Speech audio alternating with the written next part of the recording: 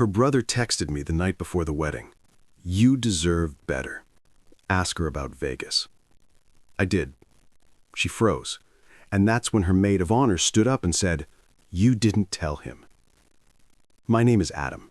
I'm 30 years old, and I was supposed to get married last Saturday. Everything was set. The venue was booked, the rings were polished, her dress was hanging by the window still untouched. She had even written me a letter sealed in an envelope that read, "To my future husband." But the night before the wedding, I got a text that changed everything. It was from her brother, a guy I had never really been close with. Never had a real conversation with him that lasted more than a few minutes. He always struck me as the quiet one, more of an observer than a participant. But that night, at 11:47 p.m., his message came through. "You deserve better. Ask her about Vegas." Just 6 words, no follow-up, no explanation. And even though I stared at that message a dozen times, something inside me knew it wasn't a prank. This wasn't some misunderstanding. That message was deliberate, and it was a warning. I didn't sleep that night. I laid there in the hotel suite I had booked for our wedding weekend, watching the ceiling fan spin like a slow clock. Every time I closed my eyes, I imagined her face, smiling, laughing, dancing in that white dress while this hidden shadow hovered behind it all. Ask her about Vegas. She told me it was a low-key bachelorette trip. Just her maid of honor, Riley, and 2 childhood friends. 4 days at some resort off the strip. Brunches, spa days, poolside cocktails. She'd sent pictures. Nothing suspicious.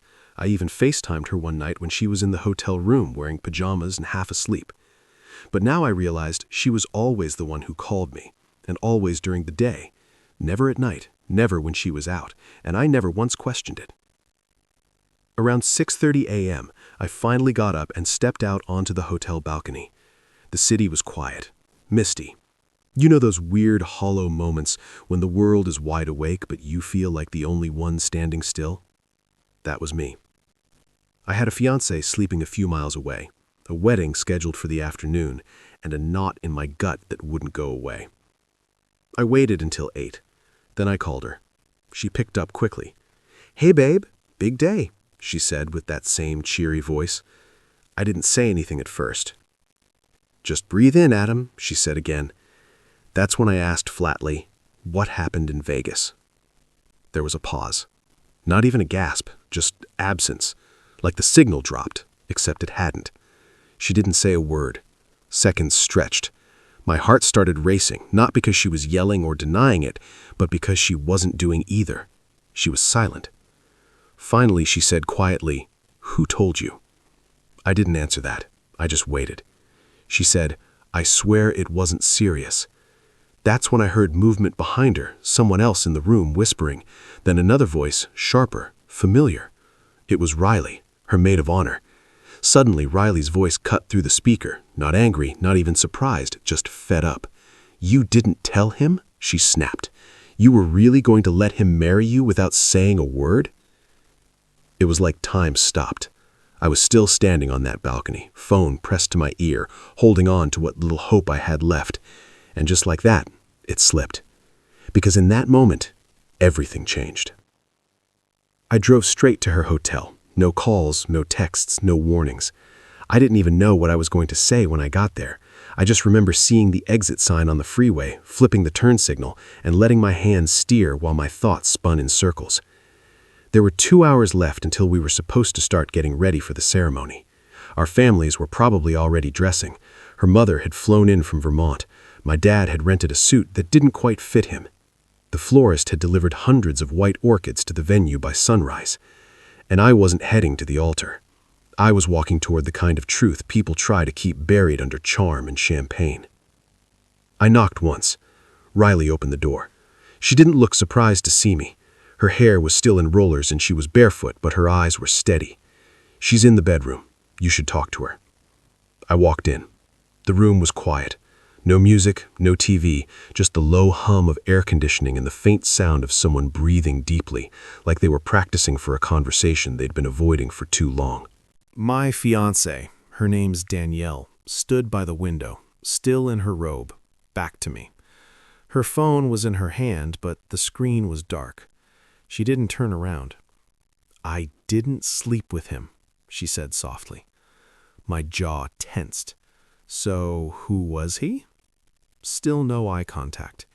"He was someone I knew back in college. He happened to be in Vegas. It wasn't planned." I took a breath. "So what happened?" She turned then, finally facing me. Her eyes were red. She hadn't cried yet, but she'd clearly been trying not to. "I saw him at the hotel bar. We talked, just caught up. I'd had too much wine. He asked if I wanted to go somewhere quieter. I followed. We ended up in a cab. I don't remember all of it." That last sentence made something inside me crack. She didn't remember all of it, but she remembered enough to know she shouldn't have done it, enough to keep it hidden. "How long were you going to keep that from me?" I asked. She stepped forward, almost like she was going to touch my hand, but stopped mid-step. "I thought if I told you, I'd lose you." "So you decided to lie instead." That's when Riley stepped into the room. "She didn't just lie," she said. "She made all of us lie too." Danielle's head snapped toward her. "Riley, don't." "No," Riley said, folding her arms. "You made me promise I wouldn't tell. You made me keep it quiet. I told you it was wrong. I told you it would come back to bite you. And now, here we are." Danielle was shaking slightly now. "I didn't mean for it to go this far." I looked between them. "So this wasn't just a moment of bad judgment," I said. "You had time to come clean. You chose not to." She didn't argue. That somehow hurt more than anything she could have shouted. I stood there for another minute. I think I was waiting for something. An apology that would make it better, a confession that would make it make sense. But there wasn't one. So I turned around and walked out. Riley didn't try to stop me, but just before the door closed behind me, I heard Danielle say something under her breath.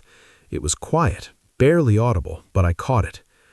"I thought he was just a memory."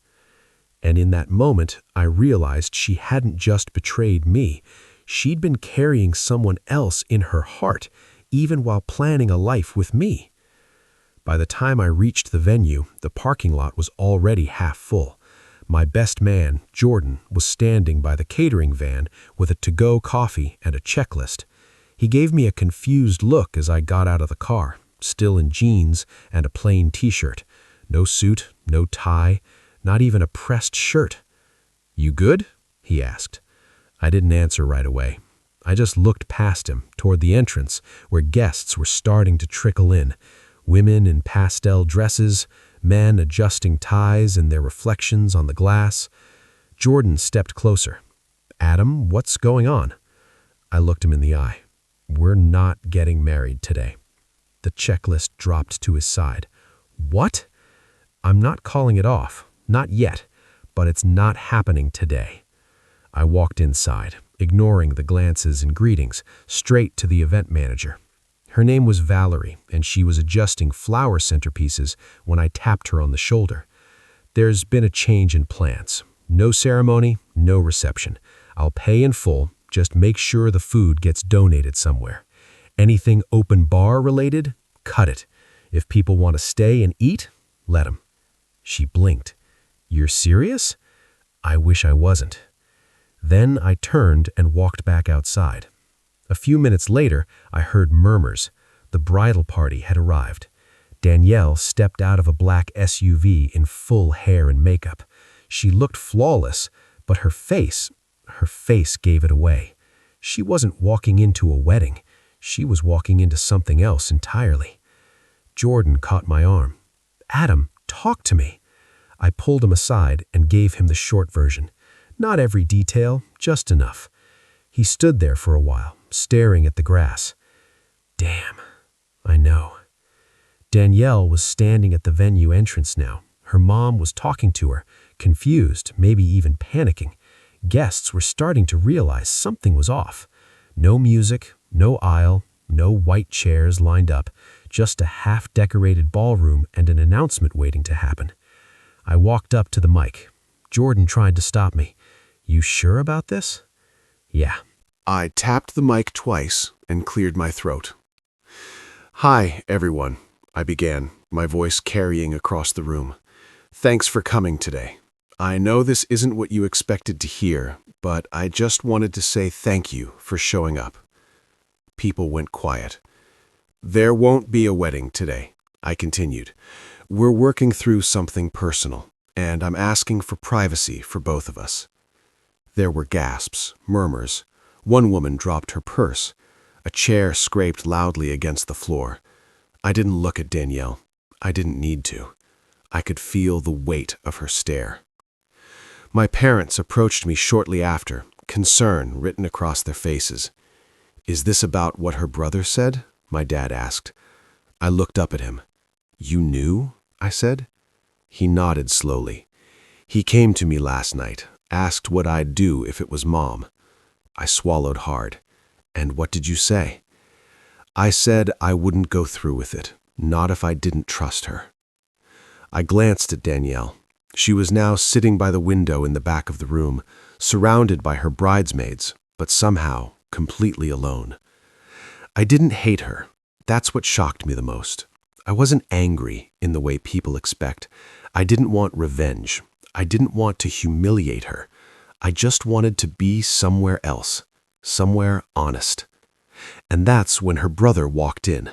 He scanned the room, spotted me, and walked over. "I figured you got the message," he said quietly. "Why'd you do it? Why tell me?" He didn't hesitate. "Because I've watched her destroy people she loves before. I wasn't about to watch her do it to someone who actually loved her back." He patted my shoulder and walked away. By 4 p.m., the venue looked like a ghost town. The DJ had packed up his booth without playing a single song. The caterers were boxing up untouched hors d'oeuvres. Someone had started collecting the orchids into buckets.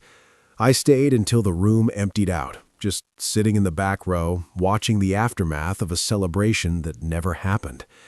Eventually, she walked in. Danielle had changed out of her dress. She wore a plain blue sweater and jeans, hair undone, makeup barely clinging on. She sat 3 chairs away from me. Neither of us spoke for a long time. Finally, she whispered, "I don't even know where to start." "Try the beginning," I said, keeping my eyes on the centerpiece in front of us. "Not the Vegas part, before that." She exhaled. "I didn't think I deserved you." That caught me off guard. "You cheated because you felt unworthy?" She shook her head. "No, I kissed him because for 1 second I felt like the old me, the reckless me, the version that didn't belong in a life with someone like you." I turned to face her. "You were supposed to be my safe place, and I thought I was yours." "You were," she said quickly. "You still are. But I panicked. I saw everything coming together, the house, the wedding, the plans, and I wondered if I was really ready for forever." I let her speak, not because I agreed, but because I needed to hear how she justified dragging us into this mess. "I saw him in the hotel lobby," she said. "It wasn't planned. I hadn't seen him in 5 years. He was there for a convention. We got a drink, and I didn't think twice about it until it was too late." I didn't ask what too late meant. I didn't need to. She added, "Nothing happened after that night. I blocked him. I came home and didn't touch the ring for a week. I thought about telling you every day, but you didn't." She nodded slowly. Then, for the first time that day, I let my anger show. "You let me write vows," I said. "You let me look at you like you were the one person I could bet my life on. You stood next to me for engagement photos. You let me plan a honeymoon." Danielle's voice broke. "I know." "No, you don't," I said. "You can't say you know and keep doing it anyway. You don't know." She looked down at her hands. "I never meant for Riley to get involved," she murmured. "I just needed someone to talk to, and she made me swear I'd tell you eventually." "You lied to her too," I said. "I lied to everyone." Silence again. Then Riley appeared. She had changed out of her bridesmaid's dress, now holding a makeup bag and a pair of flats in one hand. "I left my stuff in the back," she said, glancing at both of us. "But I figured you'd want to know. He didn't just show up in Vegas." Danielle looked confused. "Who?" "The guy from college," Riley said. "He didn't just happen to be at the same hotel. He was invited." Danielle froze. "What are you talking about?" "He told me himself.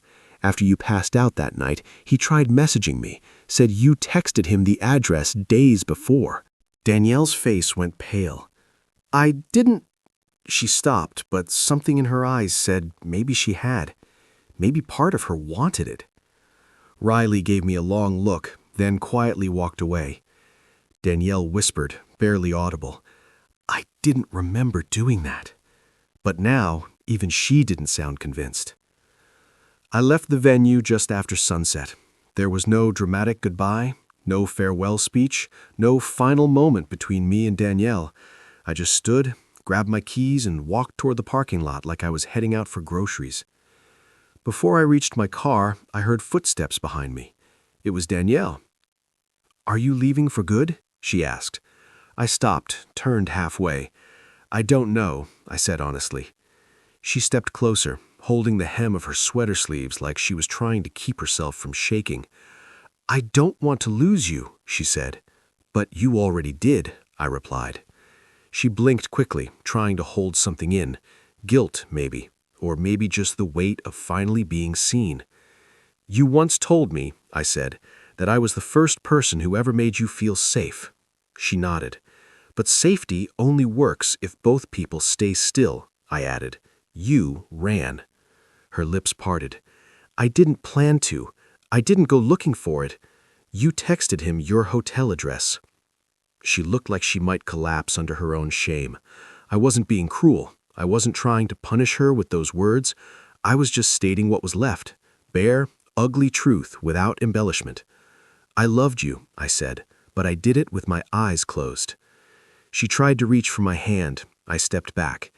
"I'm not saying goodbye yet," I told her, "but I need space, real space, not the kind where we talk every night and pretend we're okay." "Where will you go?" she asked.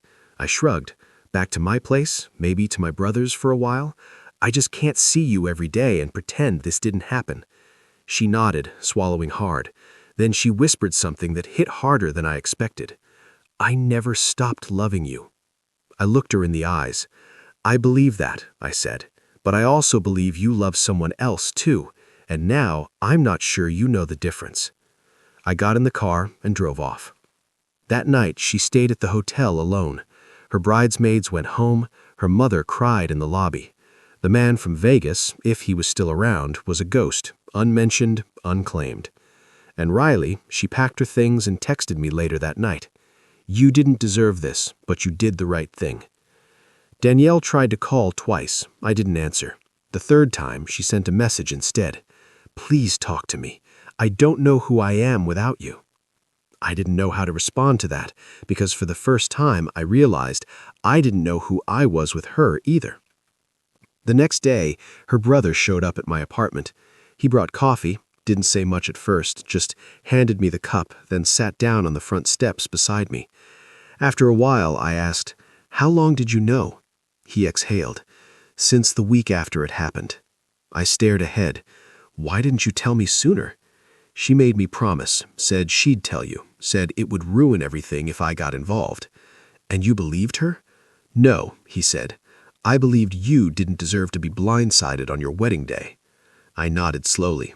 "I appreciate what you did," I said. He looked down. "I wish I'd done it earlier." We sat there for a long time, quiet, not angry, just tired. Before he left, he turned to me and said one last thing.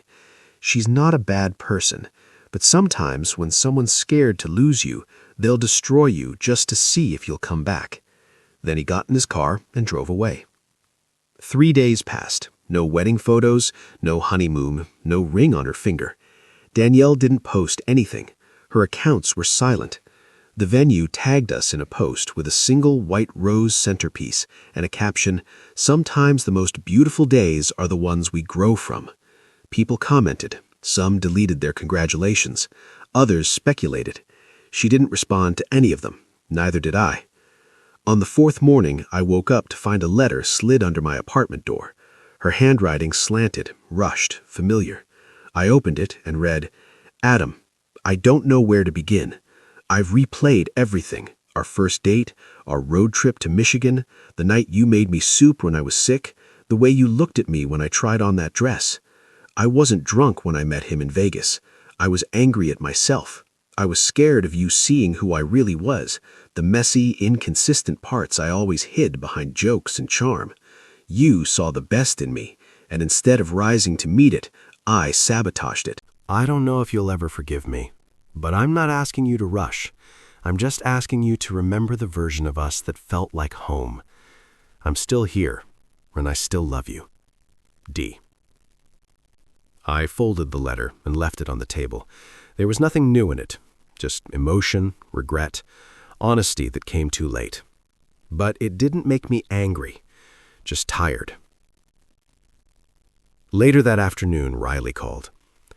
"She's been spiraling," she said. "Her mom took her phone. She's been crying on and off. She keeps asking if you'll talk to her." "I don't have anything left to say," I replied. "She's not okay." I was quiet. Then Riley added, "Neither are you." I knew she was right, but I also knew pain doesn't justify pretending things can go back to how they were, because if we went back, what would we be returning to? That weekend, Danielle showed up at my apartment. She stood outside the door for 5 minutes before knocking. I opened it and let her in. No words, no hug, just the sound of footsteps across my hardwood floor. She sat down at the edge of the couch, clasping her hands. "I don't know who to be without you," she said softly. I leaned against the wall. "That's the problem." She looked up at me, confused. "You can't love someone just because they hold you together. You have to know who you are before you ask someone else to stay." "I thought I did," she said. I nodded. So did I. There was a long silence between us, not bitter, just still. And then she said it, what I'd been waiting to hear without realizing it. "I never chose between you and him because I never really wanted him. I just didn't want to be the kind of woman who only ever felt worthy with you." I looked at her. Really looked. Not the woman in a wedding dress, not the liar from Vegas, just a girl who made a mistake and now had no idea what to do with the wreckage. "I'm not asking you to take me back," she said. "I just want to know if I even belong in your life anymore." I didn't have an answer, and maybe that was the most honest thing I could offer. I walked over, sat beside her, and stared ahead. "I don't hate you," I said, "but I don't know what comes next." She nodded. "I'll wait," she said. I shook my head. "Don't." She blinked, startled. "Don't wait," I said again. "Go live your life. Go figure out who you are without anyone's approval. If we're meant to find each other again, it won't be because we're scared to move on." She stayed a little longer. We didn't talk much. Then she stood, gave me one last look, and walked out. We didn't speak for the next 2 weeks. I heard she started therapy. Riley texted me once to say Danielle got a new job in a smaller firm outside the city. Her brother called once too, just to check in. As for me, I went back to the basics. Running, cooking for myself, relearning how to enjoy silence, not filling it with hope or hurt. And one morning, I looked at the chair where she used to sit and didn't feel like something was missing, just different. And that's the story. If you're still here, that means you're one of us. So go ahead and hit that subscribe button. I drop new chaos every single day. And trust me, tomorrow's story, it's even worse than this one.